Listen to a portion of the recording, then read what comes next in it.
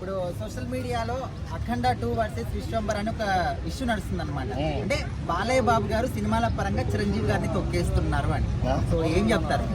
Okay, ఆ పరిస్థితి రాదు, ఎందుకంటే వాళ్ళు 4 స్తంభాల్లో 2 స్తంభాలు కాబట్టి ఆ పరిస్థితి క్రియేట్ అవ్వదు.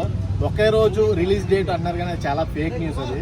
ఒకే రోజు ఇలా పెడతారు. ఒక స్టార్ హీరో అటు పక్క చూస్తేనేమో నందమూరి ఫ్యామిలీ నుంచేమో బాలకృష్ణ గారు పెద్ద హీరో అయితే, ఇటు మెగాస్టార్ మొత్తం ఇండస్ట్రీనే నిలిపిన వ్యక్తి, అంటే మూడో వ్యక్తి, 2 వ్యక్తుల తర్వాత మూడో వ్యక్తి కాబట్టి అలాంటి డెసిషన్లు ఏమి ఉండవు.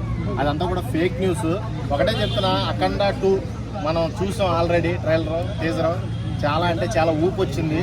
దానికి కూడా ఎక్స్పెక్టేషన్ పెరుగుతున్నాయి. అలాగే విశ్వంబరాకే చిరంజీవి గారు మొత్తం కూడా ఆయన డెడికేషన్ మొత్తం పెట్టి చేశానని ఒక ఇంటర్వ్యూలో చెప్పారు. అదే ఇష్యూ అక్కడే మొదలైందన్న. ఇప్పుడు విశ్వంబర్ నుంచి ఒక టీజర్ వచ్చింది, సాంగ్ వచ్చింది, అయినా కూడా దాని గురించి ఎక్కడ మాట్లాడలేదు. కాంపిటీషన్ అయితే ఉంటుంది ఖచ్చితంగా, ఎందుకంటే ఇరు పక్కల ఫ్యాన్స్ కూడా కాంపిటీషన్ ఇస్తారు.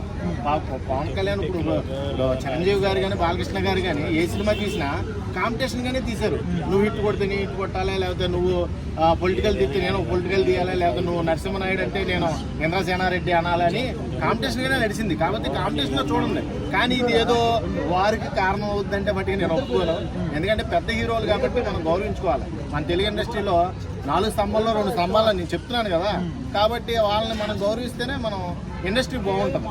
ఇలాంటి కుర్ర హీరోలు అందరూ కూడా సపోర్టెడ్గా ఉండే వ్యక్తులు కాబట్టి వాళ్ళని గౌరవిద్దాం. ఇలాంటి ఫేక్ న్యూస్ని స్ప్రెడ్ చేయొద్దని కోరు. అంటే 2 సినిమాలు ఏ సినిమాకి హైప్ ఎక్కువ ఉందంట ఇప్పుడు రిలీజ్ అయిన పాటల పరంగా?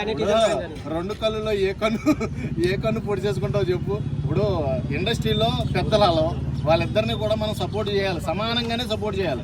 అంతేగాని నేను చిరంజీవి గారు ఎక్కువ అంటే నీకు నచ్చుద్దేమో, కనమవులకి నచ్చదు. కాబట్టి బాలకృష్ణ ఎక్కువ అంటే వాళ్ళకి నచ్చుద్ది, నీకు నచ్చదు. కాబట్టి ఇలాగ మనం తేడా చేసి మాట్లాడొద్దు ఎవరిని కూడా. ఇండస్ట్రీ ఎదుగుతుంది. ఈ రోజున బాలీవుడ్ వాళ్ళు భయపడుతున్నారు మన ఇండస్ట్రీని చూసి. అది మనం సక్సెస్కి ఒక పునాది వేసినట్టే, అర్థమైందా? ఇలాంటి వ్యక్తుల వల్లే ఆ సక్సెస్ అనేది వచ్చింది. తెలుగు ఇండస్ట్రీని నిలబెట్టిన వ్యక్తులేవు. కాబట్టి వాళ్ళని గౌరవిద్దాం, అంతేగాని అందరి దృష్టిలో వాళ్ళని బ్యాడ్ చేయొద్దు.